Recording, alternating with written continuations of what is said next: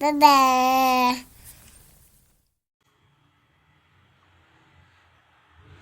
Ei, pessoal, tudo bem? Boa noite. Hoje vai ser só eu e vocês. E Deus.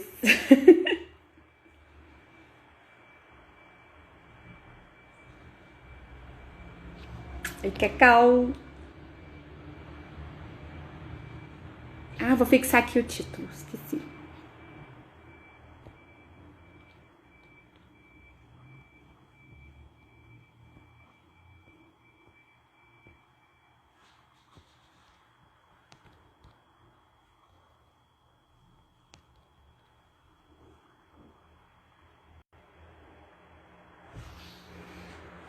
Tudo bem, pessoal, vou deixar mais um tempinho aqui pra entrar mais gente, que hoje foi meio em cima da hora o tema, né? A gente tinha hoje uma live muito especial e querida do coração, mas a gente teve que adiar por motivo de força maior. Ei, Ana, linda! Nossa, que honra! Ei, Bela!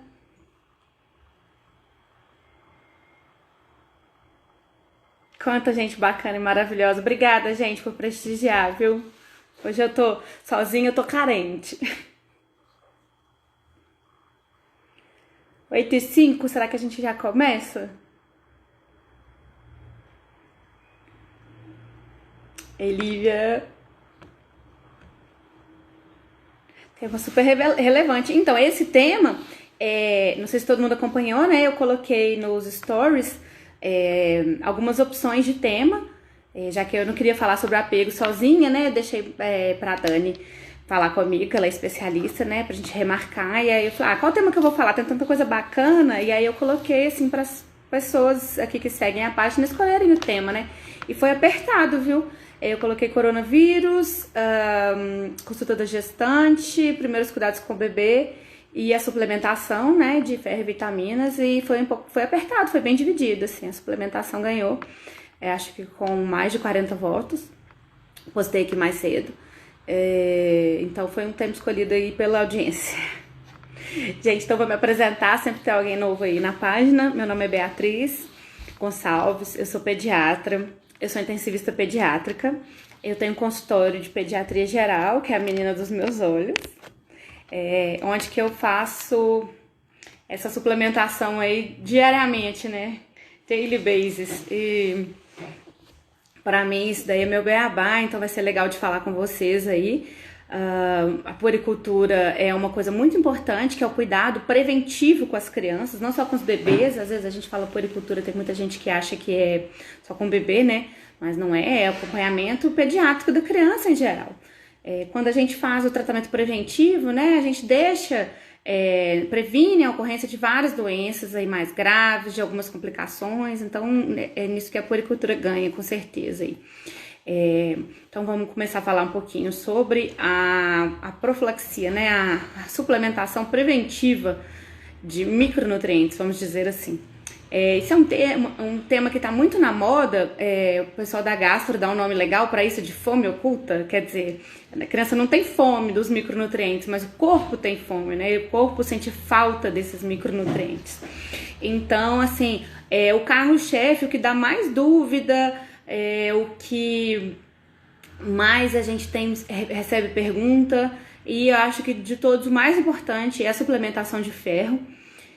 A suplementação de ferro tem que ser feita, gente, por todos os lactentes, todos os bebês abaixo de 2 anos. Então me perguntam muito assim, mas se a criança come bem, aí não precisa suplementar? Então não tem essa indicação, viu? A recomendação é mesmo crianças que se alimentam muito bem, devem suplementar o ferro. Por que acontece isso? O ferro, nesses bebês até 2 anos, e também nos adolescentes, que é outra faixa etária também que costuma ter carência de ferro, então a gente sempre rastreia nessa idade de adolescência também, são 2 idades que tem um consumo muito grande, né? São 2 idades que estão crescendo muito rápido. Então o bebê até 2 anos ele cresce, né? Triplica o peso.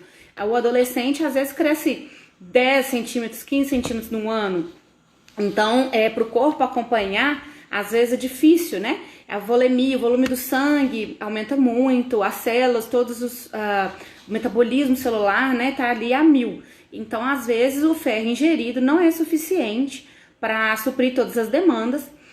E o ferro, ele entra em quase todas as reações metabólicas. Então, tudo que está sendo produzido, né, na célula demanda ferro. O ferro também é importante, gente, que ele entra nas reações relacionadas à imunidade. Ele entra nas coisas do crescimento. Então, a criança, eu brinco que a criança... Quem não tem tijolo não constrói parede, né? Então, se não tiver ferro, o crescimento está alterado. E também nas reações de imunidade. Então, a criança que tem deficiência de ferro, ela pode ter uma imunidade também comprometida. A criança que às vezes pode ficar mais doente, né? E tem uns estudos muito legais de gráfico. Esse eu tenho que pôr o gráfico para vocês aqui, que vocês não vão acreditar. Quando eu tenho pais que às vezes têm dificuldade de usar ferro no consultório, eu sempre desenho o gráfico, funciona super bem, todo mundo volta a usar direitinho. Por quê? Os estudos mostraram que tem uma alteração no QI, que é o quociente de inteligência, em crianças que repunham e não repunham o ferro, e também de acordo com a alimentação. Então, crianças de bom nível socioeconômico, ou que, né, supõe-se que tem uma alimentação melhor, com reposição de ferro, tinham um nível de QI, bom nível socioeconômico, que não repunha o ferro, tinha um nível um pouco inferior, e bem próximo da criança de nível socioeconômico ruim, que fazia reposição de ferro. Então, a alimentação muito boa e a alimentação ruim ou insuficiente com reposição estaria próximo.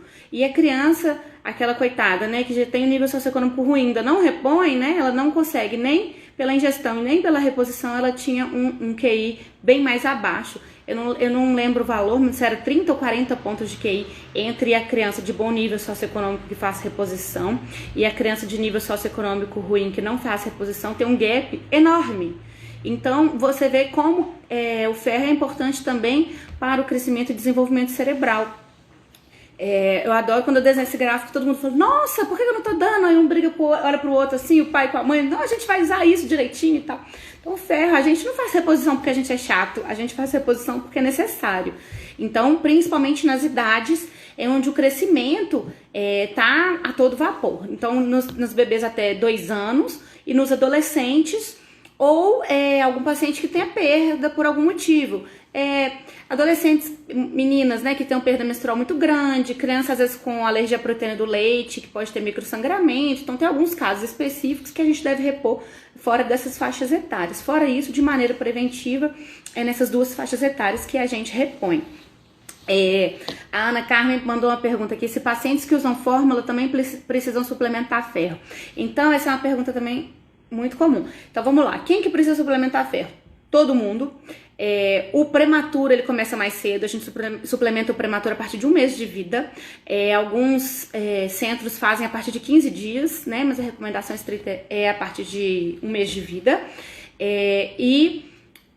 Pela Sociedade Brasileira de Pediatria, a suplementação de ferro deve iniciar a partir dos 3 meses de idade. Isso é um negócio bem controverso, que a gente vai falar daqui a pouquinho, mas isso serve tanto para os bebês que mamam no peito, quanto para os nenéns que usam fórmula, a não ser que a criança consiga ingerir mais de 1 litro de fórmula, mais de 1000 ml. Então, bebês maiores, mais velhos, que já ingerem mais de 1 litro de fórmula por dia, não precisariam de suplementar ferro.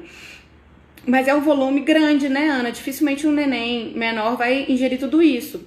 Ou principalmente quando começa, às vezes, a introdução alimentar, às vezes ele tá ingerindo isso e diminui um pouco o volume, porque ele já vai começar a comer e tal. Então, em geral, eu suplemento para todo mundo, porque senão a gente tem que ficar fazendo na ponta do lápis, se tá suplementando, se a fórmula é pelo menos 1000 ml por dia, tá? Então, assim, teoricamente, não precisaria para todo mundo, desde que tomasse esse tanto de leite, né? Mas, em geral, na prática é bem difícil, né?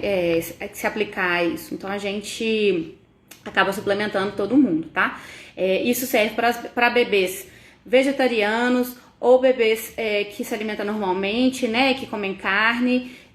Serve, então, para os amamentados, para os bebês que usam fórmula. A questão de quando encerrar é muito pacífica, assim, todos os lugares que você vai ler fala para suplementar até 2 anos de idade, mas quando iniciar ainda é bem controverso. Em 2018, a Sociedade Brasileira de Pediatria lançou um guia de atualização, sempre foi iniciar com 6 meses, né? Desde sempre, desde que eu era acadêmica, depois na residência, na faculdade. Isso sempre foi, desde que a literatura assim, que eu já conheci prévia, suplementar a partir de 6 meses com ferro. Mas a partir de 2018, a Sociedade de Pediatria, no seu departamento de nutrologia, lançou uma recomendação, né, uma nota de atualização, orientando que a suplementação fosse iniciada aos 3 meses. Eu fiz uma revisão já grande sobre esse tema e eu não achei no mundo. Se alguém conhecer, me corrige aqui, eu mando pra gente conhecer, porque a gente não sabe tudo, lógico, né? Tem sempre coisa pra aprender. Mas eu não achei no mundo lugar que inicie com 3 meses. Nos Estados Unidos, que eles não têm licença maternidade, eles costumam iniciar a introdução alimentar mais precoce, fala-se para iniciar aos 4 meses. O manual, isso é uma publicação da American Academy of Pediatrics de 2010. Nações Unidas, né, na WHO, 2016, eles falam para suplementar a partir de 6 meses. Então você pensa, nossa, uma organização que cuida de países pobres, né, assim, no mundo todo, na África, enfim, na Ásia, eles orientam para começar com 6 meses. O ESPGHAN, que é a Sociedade Europeia de Gastroenterologia Pediátrica, 2017, fala para iniciar entre 4 e 6 meses. E a Sociedade Canadense de Pediatria é a mais conservadora. Eles, 2019 é a publicação mais fresquinha que tem disso. Eles orientam que não necessariamente tem que iniciar, que a criança que se alimente bem, com um aporte de ferro adequado na dieta, não precisaria, mas para casos selecionados, começar a partir de 6 meses. Então vocês veem que no Brasil a gente está começando muito precoce. O que eu tenho orientado no consultório? Para a gente individualizar, né? Medicina a gente tem que individualizar tudo. Então, vamos por partes. Prematuros eu tendo a começar antes, pela orientação é começar com um mês, né? Se a criança amamenta no seio e a mãe tem bons níveis de ferro, a mãe repõe o ferro. O ideal era a mulher puérpera repor até 3 meses de vida. Do bebê, ela repor o ferro, né? Porque gestação e parto são coisas que dão muita anemia. Então, se a mãe tem bom índice de ferro, ela já fez o retorno no médico dela, ela tem a ferritina adequada, os exames adequados, e aquele neném amamenta, eu não estou iniciando aos 3 meses. E crianças que usam fórmula, tenho iniciado por volta de 4 meses, que são as recomendações internacionais aí, que iniciam mais precoce. Com 3 meses eu acho que eu não inicio para ninguém. Por quê? Considero essa recomendação da Sociedade de Pediatria uma recomendação a nível de saúde pública, num país pobre, que tem um alto índice de anemia ferropriva. Mas no consultório acaba que eu atendo um público de perfil socioeconômico bom, as pessoas se alimentam bem, então as mães que amamentam fazem reposição de ferro, a gente tem como dosar, tem bons níveis de ferro, a gente acaba entrando para essas mães que amamentam exclusiva até 6 meses, estou entrando com 6 meses, desde que a mãe tenha bons níveis de ferro. Para o neném que usa fórmula, por volta de 4 meses, dependendo, apenas se tem a PLV, alguma coisa mais assim específica, com 3 meses. Então a gente tem feito essa individualização, mas nunca depois de 6 meses de vida, né? Um limite de 6 meses de vida para a gente poder iniciar. A Joviana perguntou se pode usar depois de 2 anos de idade o ferro. Jovem não tem indicação de manter. Por quê? Com 2 anos de idade é quando a curva de crescimento, vocês lembram que ela começa assim, faz, né? E depois estabiliza. Tanto que a criança com 2 anos é aquela que vocês reclamam que o menino come pouco, que o menino tá comendo menos que quando ele tinha 1 ano. Porque então a criança tá numa velocidade de crescimento menor. Então, em geral, a gente não precisa repor. Claro que a gente tem que fazer um acompanhamento da criança nos primeiros anos quanto a essa quantidade de ferro.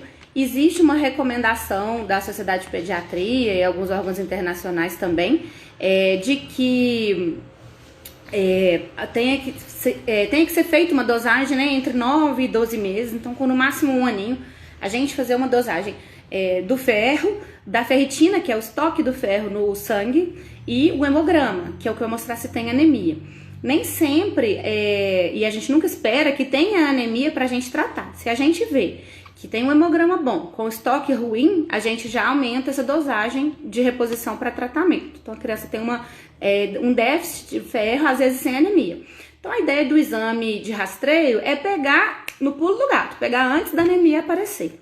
Então a gente rastreia, porque se por um acaso o estoque estiver caindo, a gente já suplementa em quantidade maior para não deixar a anemia aparecer, tá? Então depois de 2 anos, em geral não é necessário, mas tem que ser feito esse controle. Então geralmente a gente faz com 1 ano e depois com 2 esse rastreio de ferro e ferritina. Depois, se tiver tudo ok, a gente pode até espaçar. Mas eu, geralmente, para suspender, eu faço esse controle aí por volta de 2 aninhos. Se tiver tudo bem, aí dá para suspender, tá? Acho que eu respondi, né, Júlio? A Regiane, chegou atrasada, né, Regi, hoje? Ela é sempre a primeira na live. Doutora Ana Carmen, a administração do ferro deve ser longe do leite? Então, se você for ler na bula dos ferruginosos mais novos, tipo ferro polimaltosado, ferro quelado, ele teoricamente não precisa de ter um espaço entre o leite. Isso a gente falando de leite de vaca, né? Porque o leite materno, ele tem lactoferrina, algumas substâncias que aumentam a absorção do ferro. Então não tem que saltar o intervalo entre a administração do ferro suplemento e da amamentação no peito. Se for amamentação com fórmula, aí tem que ter um intervalo, porque senão o ferro quela no cálcio, né? Um gruda no outro, não absorve direito nem o ferro, nem o cálcio. Então, para o sulfato ferroso, outros ferruginosos mais antigos, a gente tem essa recomendação. E para os mais novos, por bula, não precisaria de ter esse espaço entre o leite. Mas eu continuo recomendando, porque a gente vê a diferença no consultório, os pais que fazem próximo do leite, que não saltam esse intervalo, costumam ter mais o ferro ou a ferritina mais baixa nos exames de rastreio, tá? Mas na bula eles já falam que não precisa. Eu continuo pedindo, quando é fórmula. Mãe que amamenta no peito não precisa, porque tem uma biodisponibilidade ali desse ferro, ele tem uma absorção melhor por conta das enzimas que são liberadas no leite materno.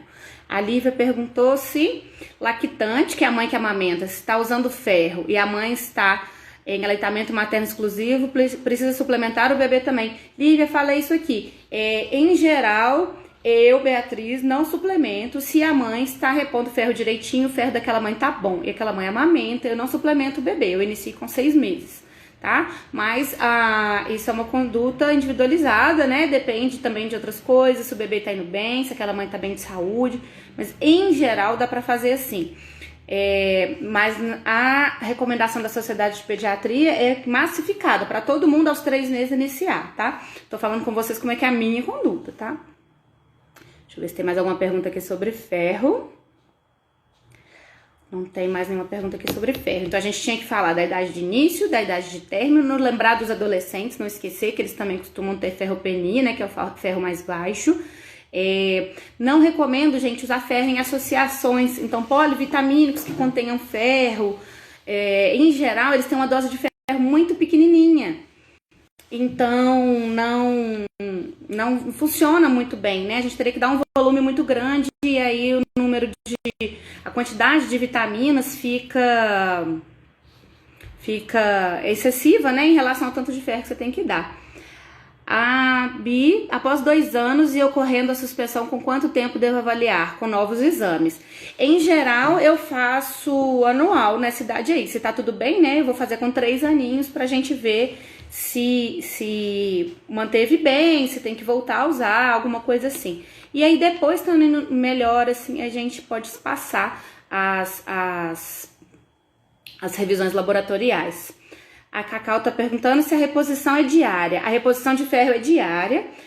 A vitamina D, eu vou falar com vocês daqui a pouquinho, ela tem uma orientação assim, que pode ser dose semanal, principalmente para adulto. Em criança eu nunca vi estudos não, mas para adulto eles até recomendam que pode ser feito, mas o ferro não dá.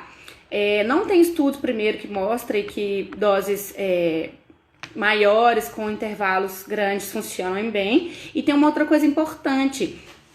O ferro, ele em doses maiores, ele pode prender o intestino do neném ou pode causar diarreia. Os 2 extremos são possíveis.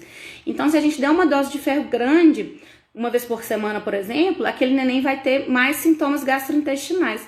Então é muito comum, às vezes, o neném que chega pra mim usando esses ferruginosos mais novos, tipo ferro polimaltosado ou ferro quelato, 1 gota por quilo. Isso, gente, tem até um post muito legal da Isabela, que é uma colega nossa, depois eu posso pôr ele aqui, né, Bela, se você me permite, a Bela Marugeiro, e a Virgínia também, pediatra, também já fez um post sobre isso, muito legal.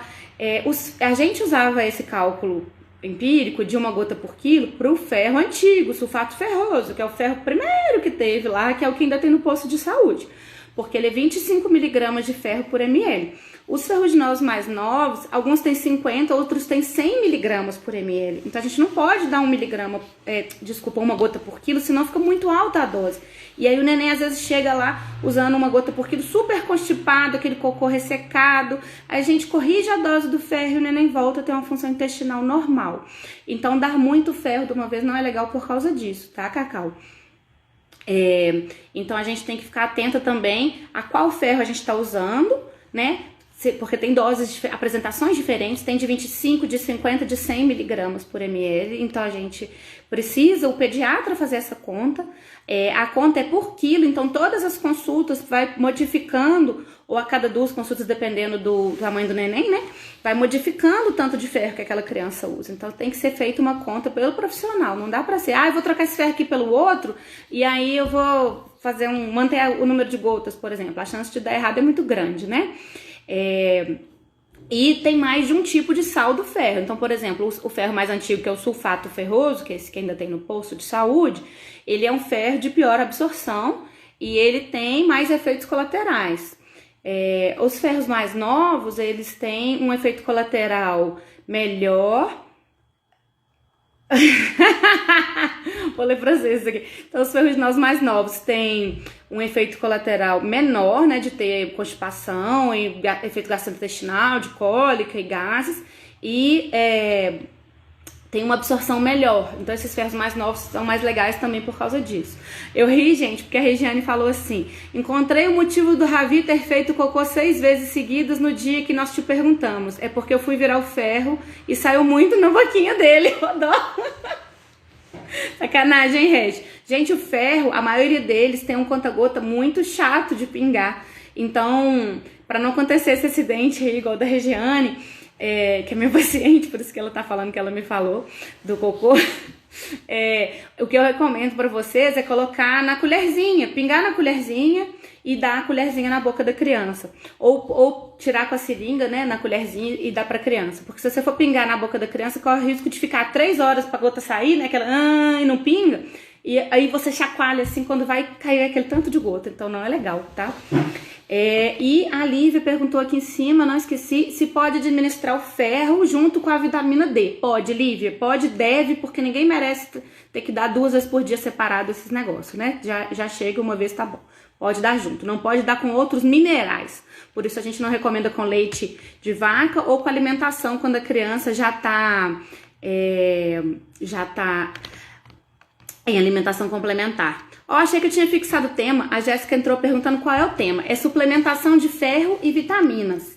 Vou até fixar aqui para quem for chegando. Achei que eu tinha fixado, gente. Suplementação de ferro e vitaminas. Oi, cadê?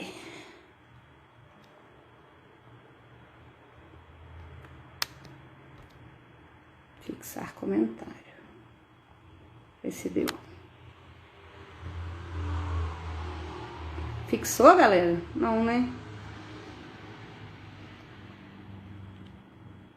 Não tá indo a fixação do comentário. Poxa, sacanagem.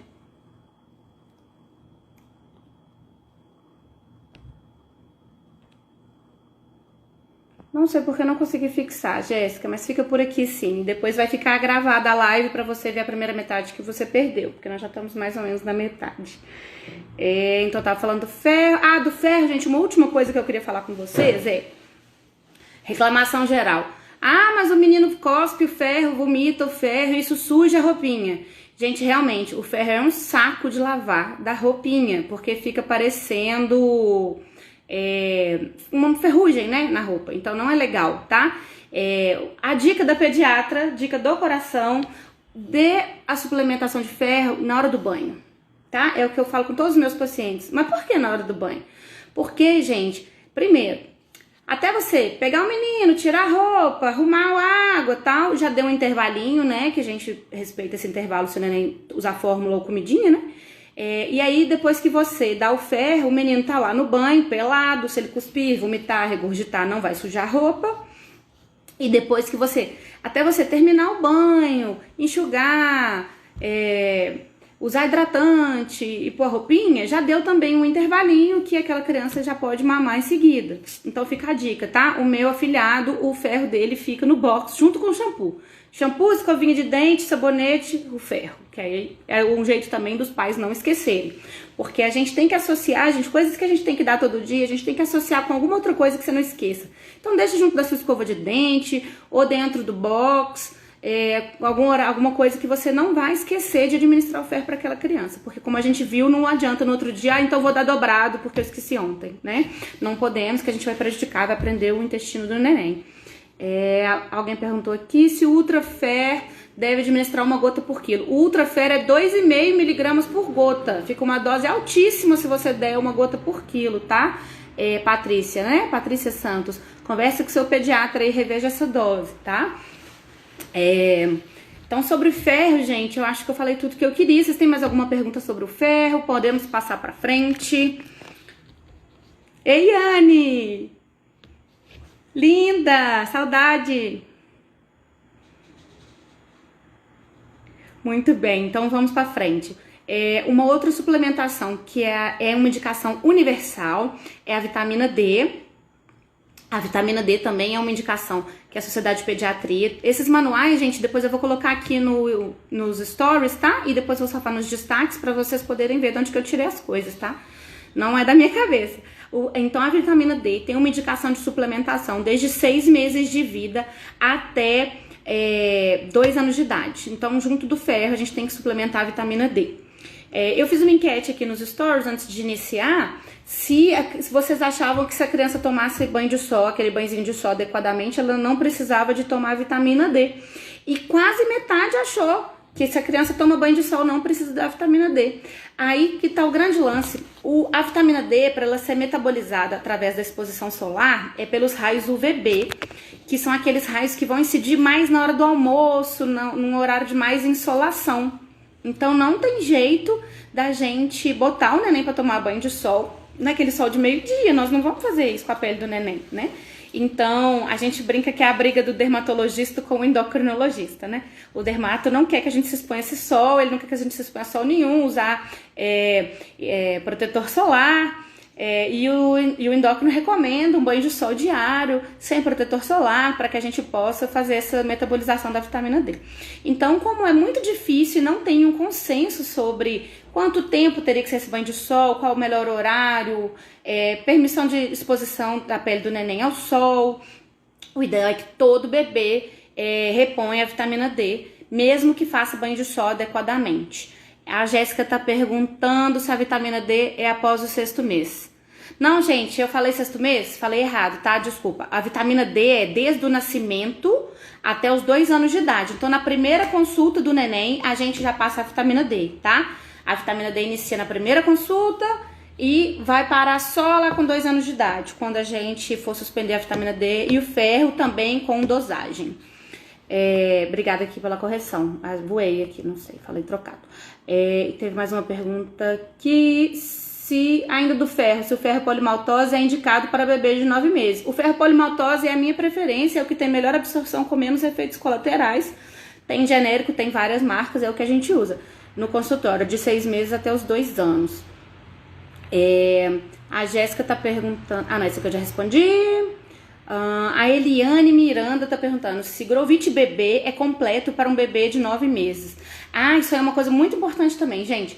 Polivitamínico, em geral, a gente não usa mais para todo bebê. Quando eu fiz faculdade, 13 anos atrás, era polivitamínico e ferro para todo mundo. O que foi visto? Apenas os bebês prematuros se beneficiam de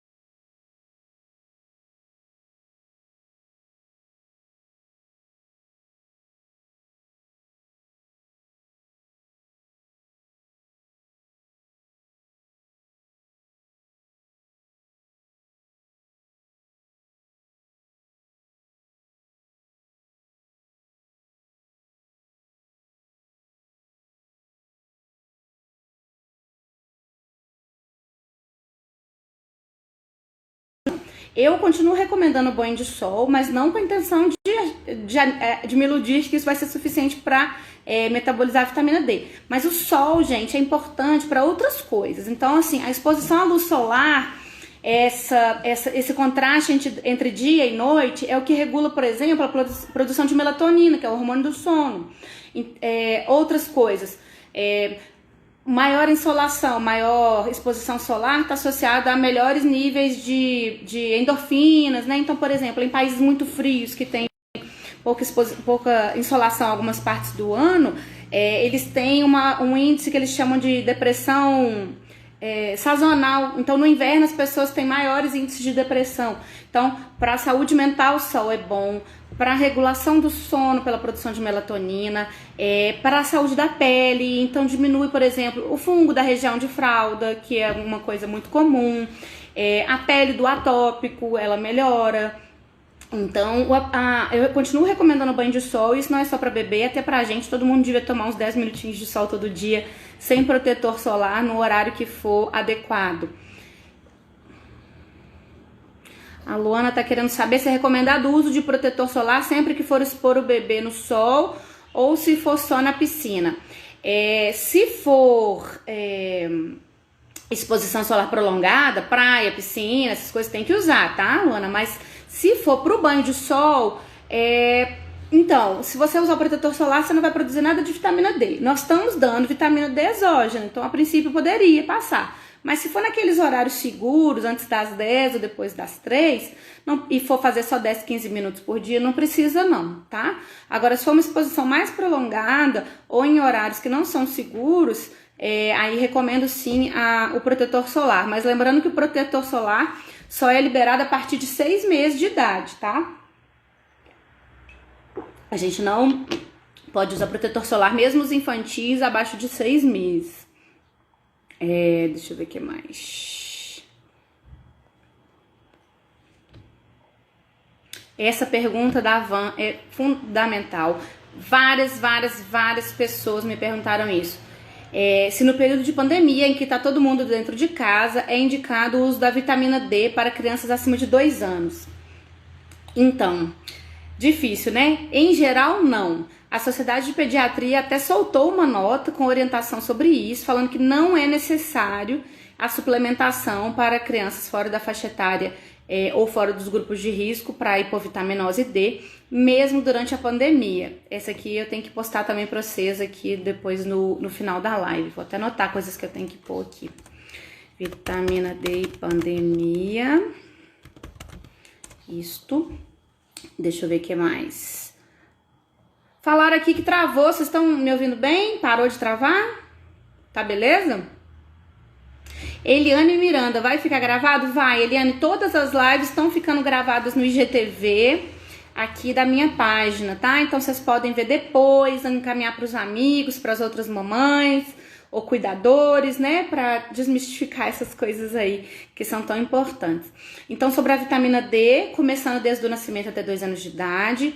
Acima de 2 anos, só se for alguém com fator de risco para hipovitaminose D. Um desses grupos de risco são as gestantes e outro grupo são as lactantes. Então, toda gestante, toda mãe que amamenta deveria repor a vitamina D, tá? E outros, né, hepatopatas, para pessoas com problemas de absorção intestinal, aí são casos específicos, o seu pediatra tem que te orientar para poder fazer da melhor maneira possível. Se você for um grupo de risco, você deve continuar suplementando depois de 2 anos de idade a vitamina D. Então, polivitamínicos era uma das coisas que eu queria falar. Então, a gente evita o uso de ferro em associação com vitaminas, porque dá uma dose muito baixa de ferro, e evita polivitamínicos para bebês que não são prematuros ou que não têm dificuldade de absorção, né? Então, assim, casos muito específicos vão se beneficiar de polivitamínico. Fora isso, a gente não indica para todo mundo. A Ana Paula perguntou: qual o melhor horário de banho de sol para absorver a vitamina D? Ana, eu falei aqui um pouquinho atrás, você deve ter chegado um pouco depois. O banho de sol para poder produzir a vitamina D seria naquele horário de almoço, horário de insolação maior, que a gente não pode dar o banho de sol no neném.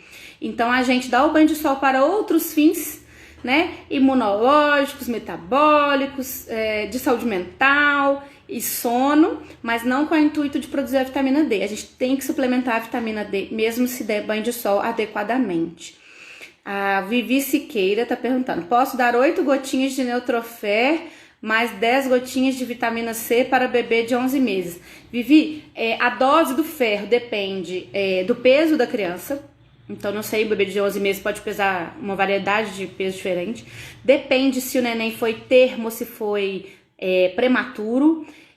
E depende de algumas coisas, né? Então tem que ser na consulta mesmo pra gente avaliar a dose, tá? A dose não é igual pra todo mundo. E vitamina C, gente, não tem indicação nenhuma de reposição, tá? Nem pra criança, nem pra adulto, nem como prevenção da Covid, porque agora virou moda eles inventarem que repõe tudo que você imaginar. Então uma das coisas que me perguntaram já se deveria repor era a vitamina C, mas vitamina C a gente não repõe para ninguém. Vitamina C é muito fácil de encontrar na alimentação. A quantidade que a gente precisa é fácil de obter na alimentação, e todo o excesso de vitamina C vai para o xixi, né? Ela vai toda embora na urina, ela não armazena, então é um desperdício, tá? Vitamina C, a gente não deve dar. Me perguntaram aqui também, tanto aqui nas perguntas de agora, quanto nos stories, sobre a reposição de cálcio para criança que não toma leite. Então, o leite, os derivados de leite não são a única fonte de cálcio, tá? Mas são a melhor fonte de cálcio, né? Ela é a que você consegue um aporte de cálcio maior com menor quantidade de comida. Então, se o bebê não toma leite, mas ele toma iogurte, come queijo, a gente consegue, às vezes, repor esse cálcio que a criança que não toma leite. Então, às vezes, tem criança que não deixou de mamar no peito e não aceitou leite de vaca. Isso é muito, muito frequente no consultório. Às vezes, meninos mais velhos que começam a recusar leite, não querem tomar leite, a gente pode tentar de outras maneiras. Tentar variar também a oferta, em vez de oferecer o leite puro, ou uma outra coisa que vocês fazem muito, apelar, né? Não, vou botar um Toddy, vou botar um Quick pra ver se esse menino toma leite. Aí você tá atrapalhando, né? Primeiro que você vai atrapalhar a absorção do leite, porque o café, o Toddy, essas coisas têm substâncias que diminuem a absorção do leite, e também você vai dando açúcar, outras coisas que não vale a pena. Então, se a criança não toma leite, a única coisa que você pode misturar no leite para ver se a criança aceita é uma fruta. Então, você pode bater uma fruta, fazer uma vitamina, isso daí tá ok. Agora, outras coisas, né, aditivos do leite, mucilon e por aí vai, Neston, farinha láctea, o pediatra não recomenda não. Você tá aumentando muito a caloria do leite, acrescentando açúcar e atrapalhando a absorção do cálcio. Agora, se a criança não toma leite, nem batido com a fruta, mas toma iogurte, come queijo, pelo menos 3 porções por dia, também ela consegue a demanda de cálcio que ela tem. Bia, mas ele não come nada, nem o iogurte, nem o queijo, nada de derivado também ele come. Ou é uma criança vegana, né? Que aí a família não come também, não se alimenta de derivados de leite. Então aquela criança não vai ter acesso nem ao leite nem aos derivados. Não quer dizer que ele tem que suplementar, não. Na alimentação tem várias coisas, né, que a gente consegue tirar delas o cálcio. Então, por exemplo, verduras verdes como espinafre, couve, amêndoas e oleaginosas, então, ovo. Então tem uma série de coisas que a gente pode suplementar para aquela criança. O ideal é aquela criança vegana ou a criança que tem uma alimentação muito específica, fazer um acompanhamento nutricional, aí, idealmente com nutricionista, para fazer o diário alimentar, que é o recordatório alimentar, para ver se só com a alimentação ele está conseguindo ingerir todo o cálcio que ele precisa. Porque aí, em caso contrário, aí a gente tem que suplementar assim. Uma outra coisa que tem que suplementar cálcio, mãe de neném APLV que está fazendo restrição de derivados de leite na dieta, mesma coisa. Se a mãe consegue, através da dieta dela, suprir a demanda de cálcio, beleza. Mas tem que ficar atento, porque é difícil. Você tem que ingerir muito maior quantidade das outras coisas para dar a quantidade de cálcio necessária. Então, são mães também que tem que ficar atenta se não tá precisando suplementar cálcio. E cálcio é um negócio difícil, porque se você dosar o cálcio, ele vai estar sempre normal. Porque quando o cálcio do sangue abaixa, ele vai saindo dos ossos para normalizar o cálcio do sangue. Porque o cálcio do sangue tem que estar normal sempre, porque dele depende o batimento cardíaco, a contração muscular, né? Então tudo. Então o cálcio não pode abaixar no sangue. Então quando o cálcio começa a baixar, ele sai do osso para o sangue, né? Para o cálcio sanguíneo ficar sempre bom. Então é muito difícil você estimar déficit de cálcio pelos exames laboratoriais.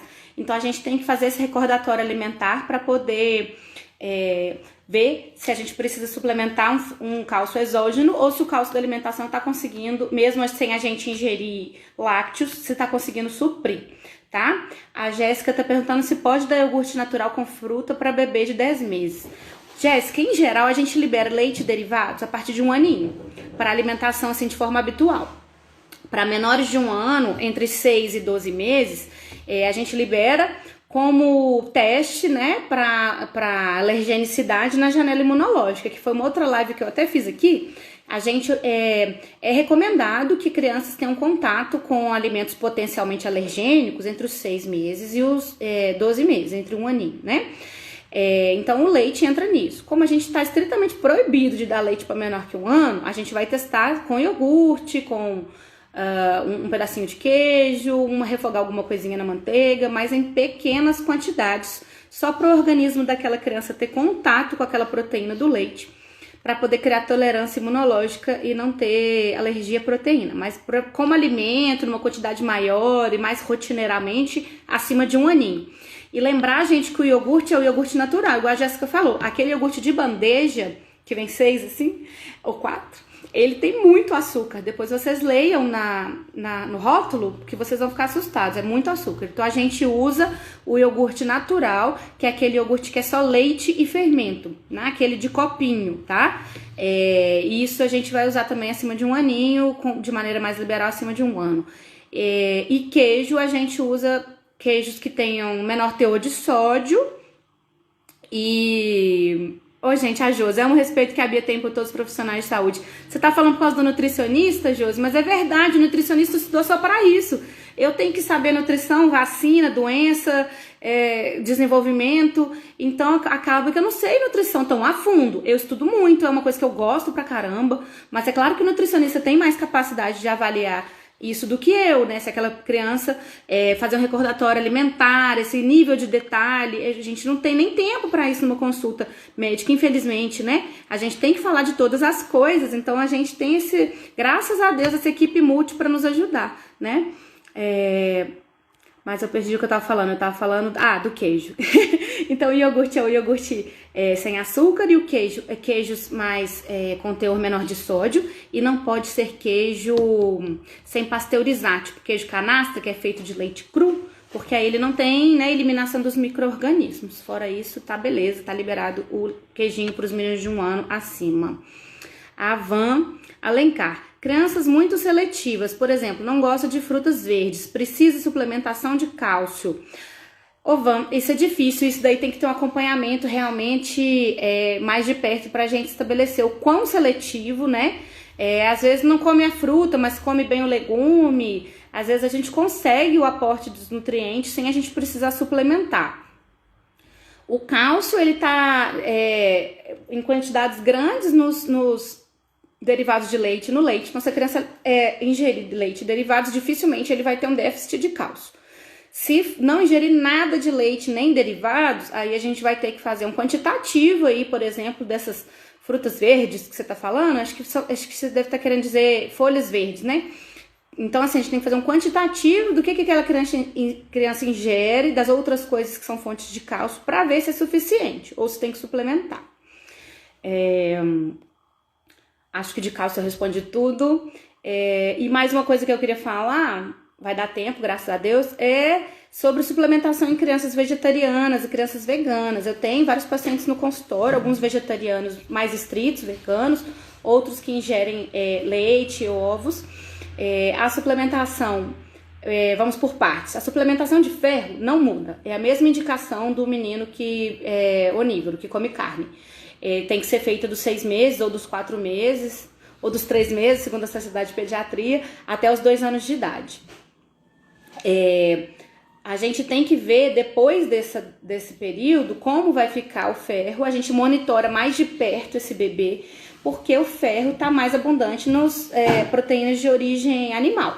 e também um ferro de melhor biodisponibilidade. Então, se aquela criança tira o ferro só dos vegetais, a mesma quantidade de ferro presente nos vegetais e na carne, o dos vegetais tem uma absorção também um pouco pior. Então, além de menor quantidade, é um ferro de biodisponibilidade pior.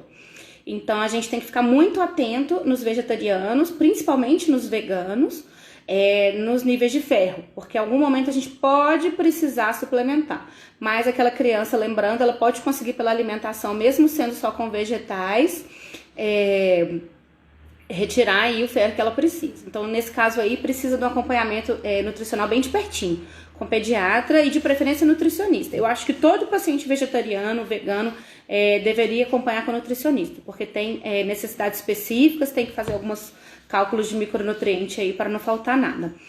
E dos vegetarianos, então, a vitamina D também tem que fazer a suplementação conforme a recomendação universal, né, de 0 até 2 anos, né, então do nascimento até os 2 aninhos, e após isso, também de acordo com as dosagens, se chegar a baixar, a gente vai suplementando, não precisa suplementar universal para todo mundo. A única suplementação que tem que ser feita universalmente para os vegetarianos é a vitamina B12, porque elas têm como única fonte de vitamina B12 as proteínas animais. Então, inclusive para as crianças que são lacto-ovo-vegetarianas, que comem leite e ovos, também é recomendado suplementar B12, porque o nível de ingestão é menor. Então, depois da introdução alimentar, a gente deve suplementar todas as crianças vegetarianas e veganas com vitamina B12, mesmo que ela ingira carne e leite, tá? E isso daí não é até 2 anos, vai ser o resto da vida, enquanto ela for vegetariana, né? Então, a gente tem que ficar sempre atentos aos níveis de vitamina B12. Na mãe que amamenta aquela criança menor que 6 meses, ela tem que suplementar desde sempre. Então, a mãe já tem que vir suplementada da gravidez, senão ela já vai... senão já vai nascer um neném que tem um depósito menor de vitamina B12. A vitamina B12 é uma vitamina de depósito. Então, por exemplo, eu usei muito bem algum tempo, o que sobrou meu organismo foi ficando excedente, ela deposita. Então, se eu ficar algum tempo sem ingerir, o meu corpo tem de onde tirar. Não é, por exemplo, igual a vitamina C, que tudo que sobra ele elimina.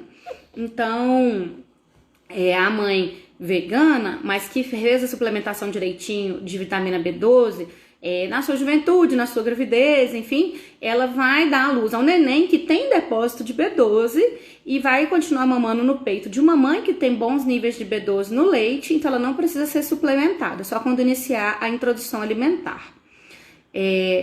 Bebês que não amamentam no peito e são veganos, não podem usar fórmula, a gente tem que ter muito cuidado, porque, por exemplo, leites vegetais, como leite de amêndoa, leite de coco, eles não são nutricionalmente adequados, então a gente tem que ter um cuidado muito grande com essa criança. Então, você que é vegana, que é vegetariana, mais um motivo para você insistir e perseverar na amamentação. Então, o leite do peito já é perfeito para todo mundo. Para a criança vegetariana, ele é mais importante ainda, porque a gente tem muita dificuldade de o que fornecer para essa criança, porque as fórmulas à base de soja não são legais, a gente não deve usar para crianças menores de 6 meses. Tem algumas fórmulas que são à base de arroz, mas não tem todos os benefícios que as fórmulas à base de leite de vaca tem, né? Porque elas não são suplementadas às vezes com ômega 3, ômega 6, então tem que ter muito cuidado com essas coisas. Então, suplementação em mães vegetarianas e veganas, lembrar sempre da sua B12, você já tem que suplementar mesmo se você não estivesse grávida, imagina grávida.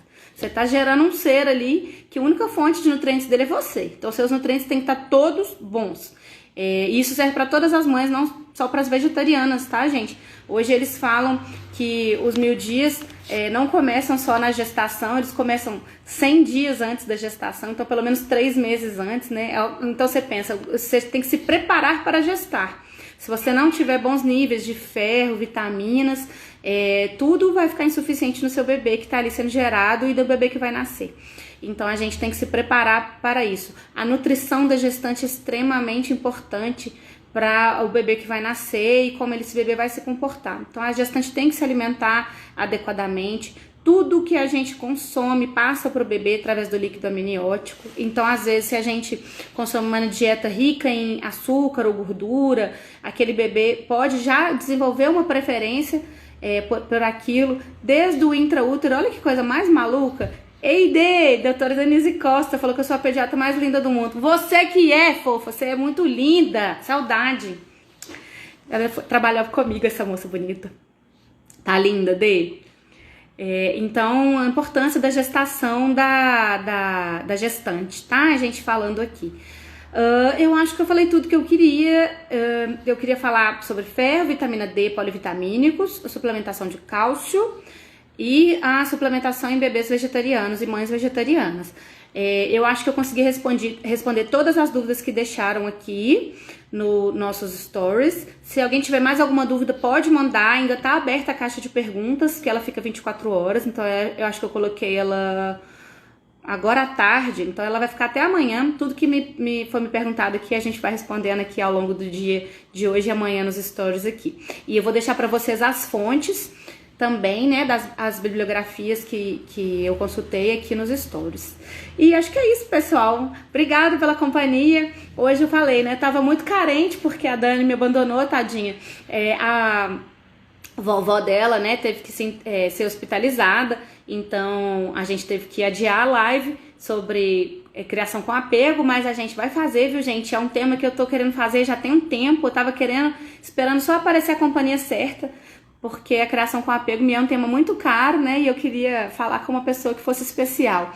A gente vai fazer, mas a gente vai ter que adiar. Então aí, acabamos fazendo hoje aqui sozinha. Obrigada pela companhia, porque vocês não me deixaram sozinha, porque vocês mandaram várias perguntas. Eu tô muito feliz, que deu tudo certo. Obrigada pela companhia e até a próxima. Quarta que vem, a